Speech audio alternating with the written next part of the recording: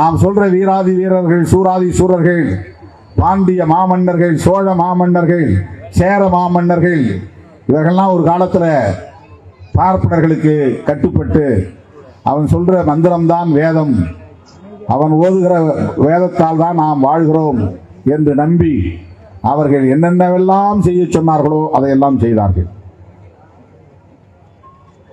கோயில் கருவறைக்குள்ளே இருந்த தமிழை தூக்கி போட்டு சமஸ்கிருதத்தை கொண்டு வந்தாங்க. மன்னர்கள் தான் செய்தார்கள். தனித்தனியா வாழிடங்கள் இருக்கணும், பிரிச்சு வச்சாங்க. பார்ப்பனர்களுக்கு பாதுகாப்பு வேணும், அவங்களுக்கு கோதானம் பூதானம் எல்லாம் கொடுக்கணும், கொடுத்தாங்க. பூதானம்னா பூமி தானமாக கொடுக்கறது.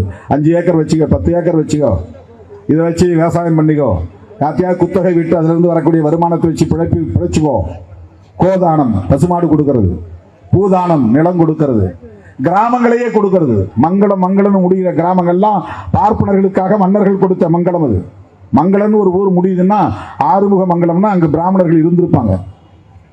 சதுர்வேதி மங்கலம்னா அது பிராமணர்களுக்குரிய இடம். அப்படியெல்லாம் மன்னர்கள் கொடுத்தார்கள்.